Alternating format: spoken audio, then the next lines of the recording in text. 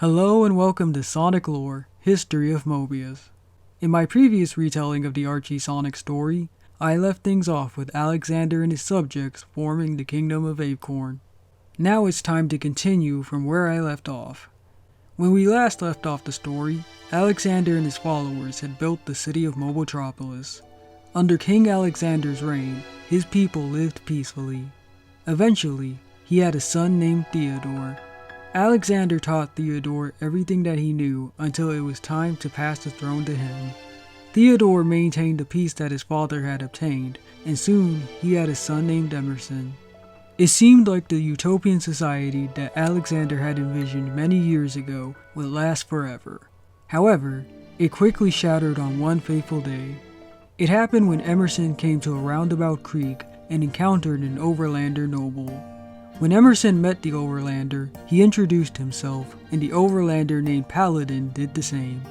Paladin then asked Emerson where he came from.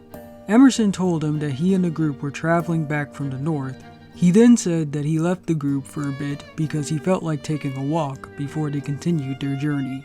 He then asked Paladin the same question. Paladin told him that he was from a city beyond the Badlands and that he had come to the forest for some target shooting. Emerson was curious about what Paladin meant and asked him about it.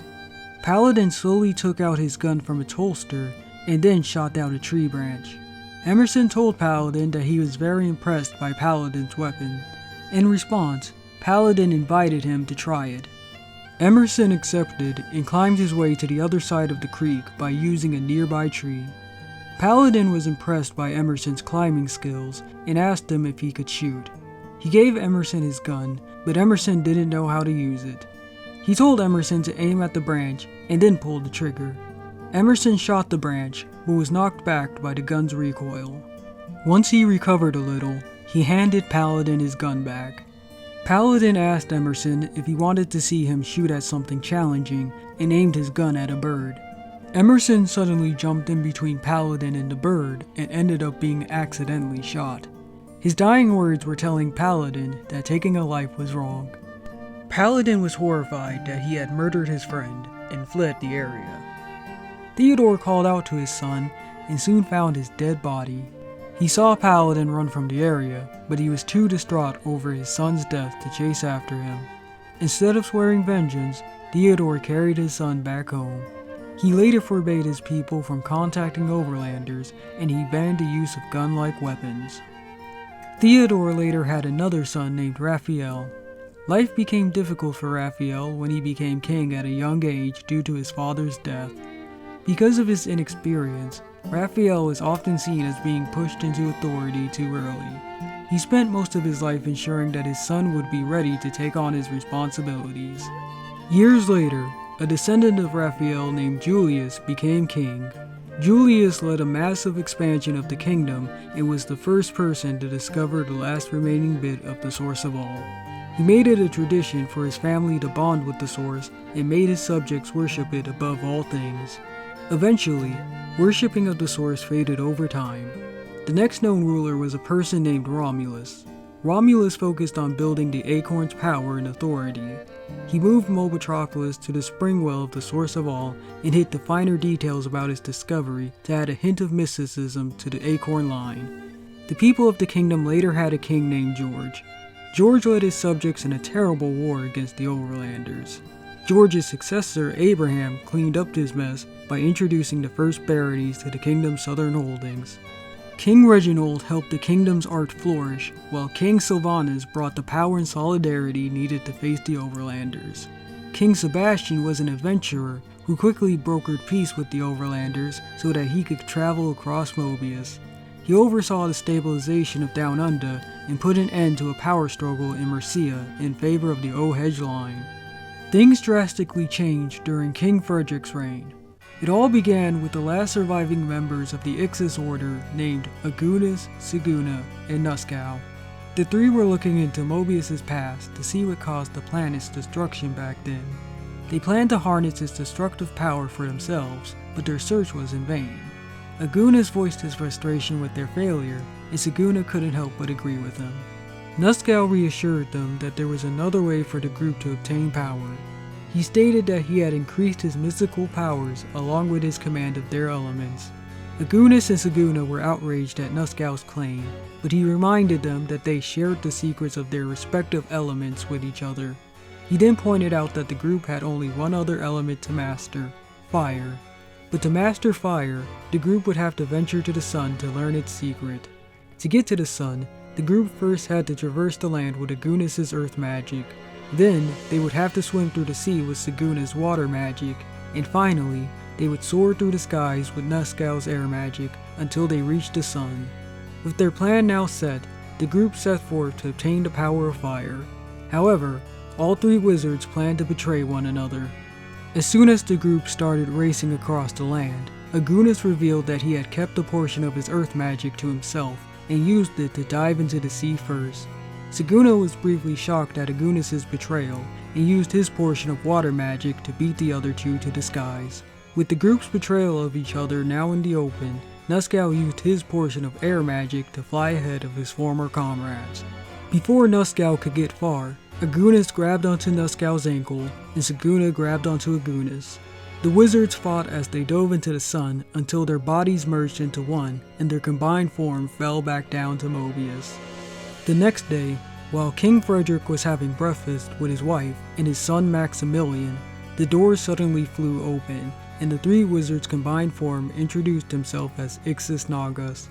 Naga swore loyalty to Frederick, but he was secretly biding his time to one day overthrow the Acorns and take over the kingdom.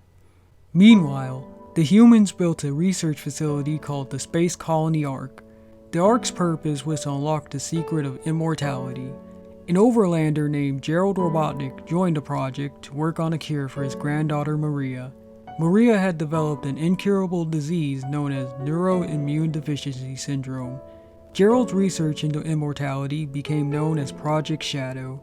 Gerald's first attempt at creating the ultimate life form began with a prototype based on the image of a lizard. The prototype showed excellent signs of growth. It had regeneration, restoration, and self-reproduction. It seemed as though Gerald had completed his work. However, the prototype became unruly and hard to control, and Gerald was forced to seal it. Gerald's project barely made any progress since the incident with the prototype, until one day, Gerald came into contact with an alien named Black Doom. Black Doom offered to help Gerald complete his research, but their creation would help him conquer Mobius in exchange. Gerald agreed to Black Doom's terms, and together, they created Shadow the Hedgehog.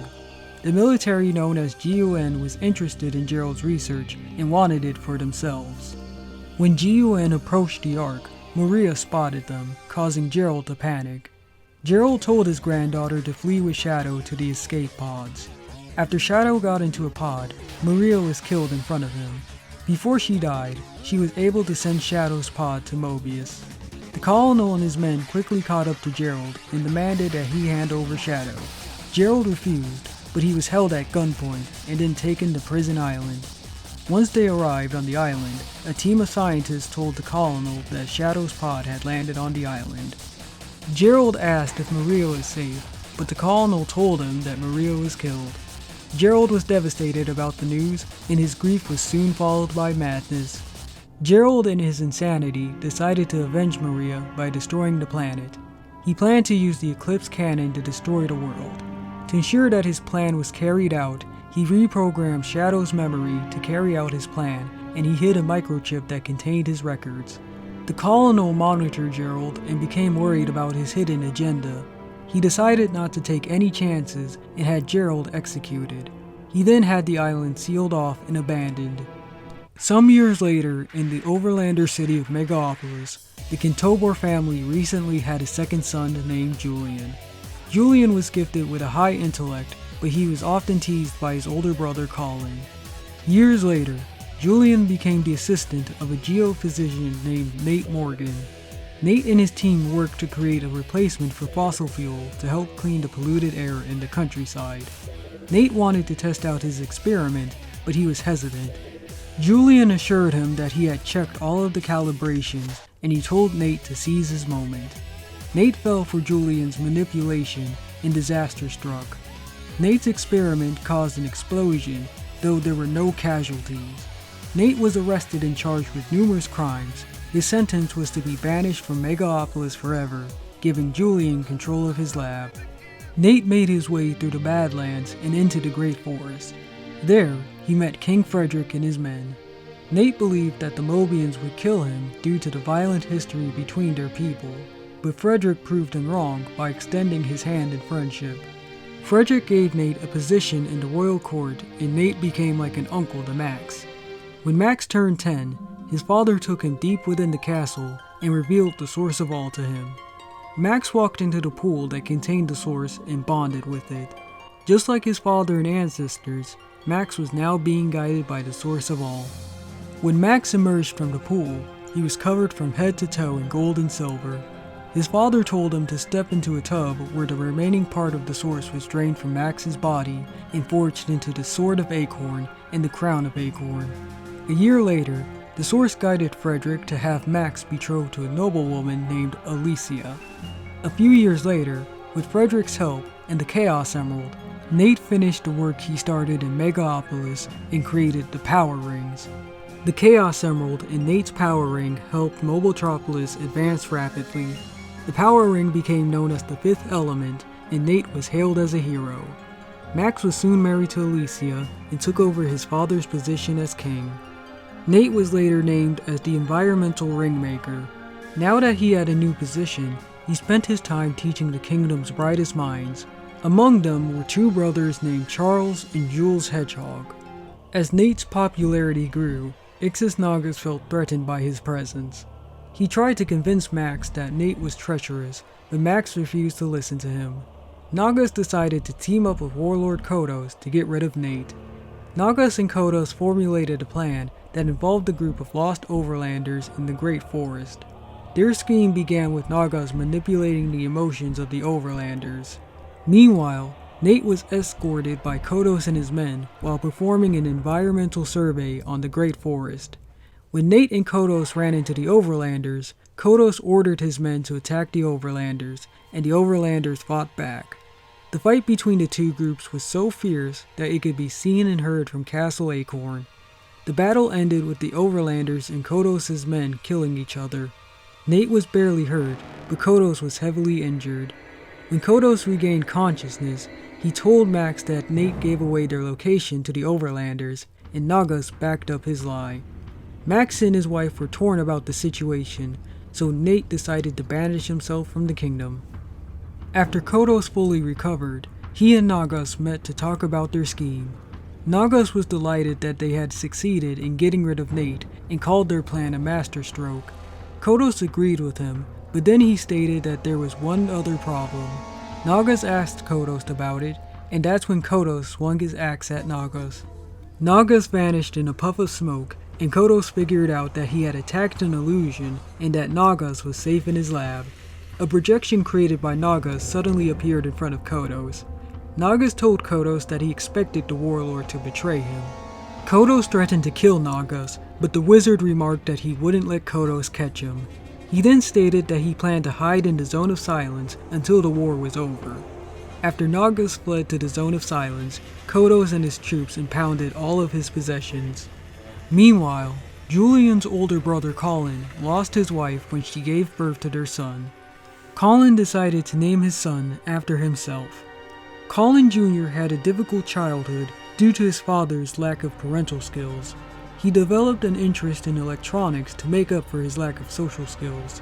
With each friend he made, he would find a reason to betray them. Years after Nate left Mobitropolis, Max and Alicia had a son named Elias.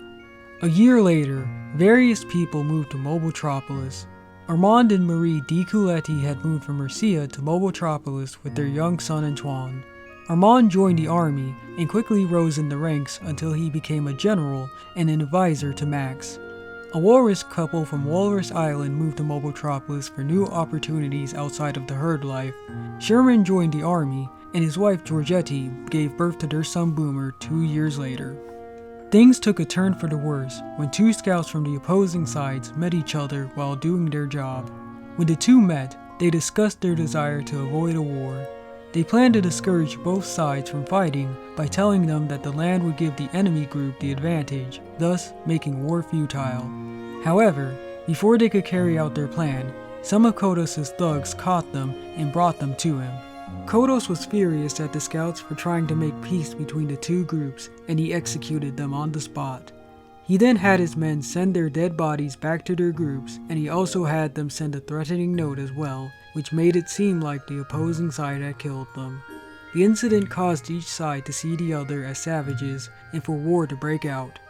At the start of the war, the Overlanders used their technology to take over Mobitropolis. They were quickly repelled out of the city by the Mobians not long after that. Later on, the Overlanders called on every genius in Megalopolis to create weapons to win the war. Julian made a device called the Ultimate Annihilator, but he needed a rare mineral ore to power it. He never received the ore due to being arrested for attempting experiments on his fellow Overlanders. He was sentenced to 10 years of imprisonment by his brother Colin. Instead of serving his time, Julian escaped to the Badlands. Julian continued running from his pursuers, but he accidentally fell and was knocked unconscious. His pursuers assumed that he had fled ahead and continued chasing after him. While on a reconnaissance mission in the Badlands, Jules and Charles stumbled upon Julian. Charles was surprised to see that the Overlanders had turned on one of their own, but before he had more time to think about it, Jules decided to save Julian.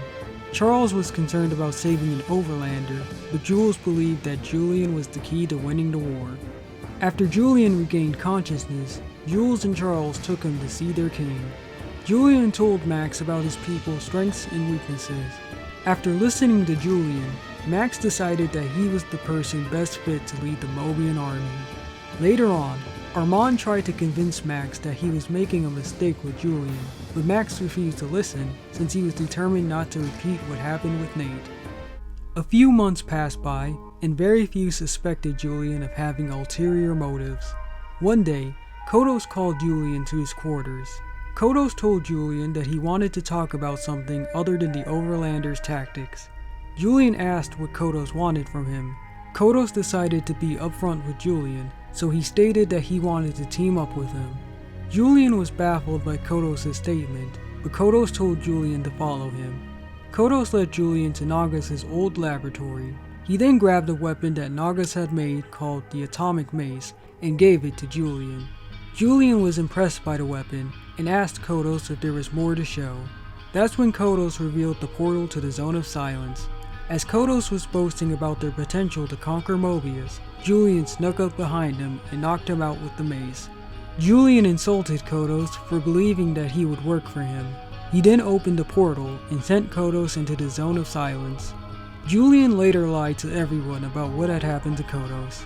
Sometime later, under the command of Colin, the Overlanders attacked Mobitropolis again. Colin was determined to eradicate the Mobians and his brother. The Overlanders bombarded the city for several hours. Most of the citizens were led safely to a bunker that was under the city. As soon as the citizens were secured, Charles and Jules headed to the bunker with some troops. They waited inside until a hedgehog named Bernie came to report about the situation. Jules recognized Bernie as the girl he used to debate against during his time in school. Bernie, along with another person, led the troops behind enemy lines. A commander named Amadeus attempted to sneak up on Colin with one of his men. Colin quickly noticed them and shot out Amadeus' left eye. The Mobians fought the Overlanders and were able to overwhelm them. Colin escaped the battle by jumping into an underground shaft that the Mobian army used. Later on, Max showed Julian a picture of his brother. He asked for Julian's advice about what to do about the Overlanders. Julian told him that his people would fight until they won or until all of the people in the kingdom of Acorn was dead. Soon afterward, Julian was appointed as the new warlord. As the war continued, Jules and Bernie got married, and later they had a son named Maurice. Around the same time, Max and Alicia had a daughter named Sally. Sometime later, the Overlanders attacked Mobitropolis again and were close to taking over the kingdom. Max had already sent Sally to Knothole with her caretakers, Julela and Rosie. He called on Commander Ian St. John to escort his wife and his son to Knothole. Ian told him that Knothole was cut off from them. Max had no choice but to have Ian and his team take Alicia and Elias to their residence on the floating island. Max stayed behind to defend his city from the enemy forces, and together with his troops, they were able to drive back the Overlanders. Though the city was safe, Max was told that his wife and son had died when some Overlanders shot down their convoy. Meanwhile, Colin Jr. got into an incident that caused his father to nickname him Snively. Snively eventually left Megapolis to join his uncle's side. One day, Julian received a visit from Max. Max was concerned about Julian's relentless schedule and suggested that he take a break. However, Julian assured Max that his technology would help them win the war and save lives. Once Max left, Snively criticized his uncle for sucking up to Max, but Julian pointed out that they had to keep up the charade or else their plan would fail. Julian told Snively that he planned on making a cyborg army to conquer Mobitropolis. There was one catch though. Julian needed people who lived outside of the kingdom to test his cybernetics on. Meanwhile, in a small immigrant village named Leong West, a young boy named Ken Kong was roughhousing with some other boys. Ken's father, Lao Kong, caught his son and scolded him for acting so aggressively. He reminded Ken about his position as the leader of their village and of their pacifist ways. Ken disagreed with his father and brought up the possibility of their village being attacked during the war. Lao dismissed Ken's concerns and reminded his son that they had announced their neutrality to the Overlanders in the Kingdom of Acorn. Suddenly, Julian appeared and attacked the village. He abducted all of the residents and used them as test subjects. At some point in time, Charles, Jules, and Bernie were sent on a mission by Max to discover what had happened to a rider named Kirby. The three hedgehogs followed up on a lead that said that some Overlanders had taken Kirby back to their city. They snuck into the city and encountered an Overlander. They chased after the Overlander so that they could see if he had any information on Kirby. Disaster struck when the Overlander shot Jules and mortally wounded him. Just when the Overlander shot at Bernie, she reflected the shot at him. Charles and Bernie quickly got Jules aboard a convoy vehicle and took him back to Mobitropolis to get surgery. After Jules had gone through surgery, the doctor told Bernie and Charles that there was no hope of Jules recovering. Charles decided to take matters into his own hands and use his new invention, the roboticizer, to save his brother. Before Charles placed Jules into the roboticizer, Julian had snuck into his lab. When Julian saw Charles's invention, he knew that it would ruin his plans if it worked. He quickly sabotaged the roboticizer and left without a trace. Charles later came into his lab with Jules and placed them in the roboticizer. He was worried that his machine might fail since he didn't have time to test it, but he was more worried about his brother's life. He activated the roboticizer and watched it transform Jules into a robot. When the process was finished, Jules came out as a mindless machine. Charles was devastated and horrified by what his invention had done to his brother. When it came time, he told Bernie about what he had done to her husband. Meanwhile, Julian devised a plan to rid himself of Max and the Overlander Overlord. Julian advised Max to challenge the Overlord in a duel to decide the winner of the war. Secretly, Julian hoped that both parties would kill each other in the fight. Max challenged the Overlord and came out as the victor. Instead of killing the Overlord, he banished him and his people from his lands. With Max's victory, the war was over. The war between the Overlanders and the Mobians later became known as the Great War. Just when it seemed like Julian's plans were foiled, Charles came to see him. Charles said that he hoped that Julian could fix the roboticizer since he was a credible scientist.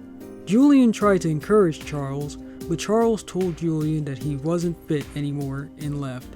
Later on, Bernie caught Charles packing up his stuff. She tried to convince him to stay and help Jules, but he was too ashamed to be near his family, so he left. Unbeknown to Charles and Max, their actions would doom the Kingdom of Acorn and lead to the era of Robotnik. And that's it. If you want to know about what happened next, well, stick with me for more. Thank you.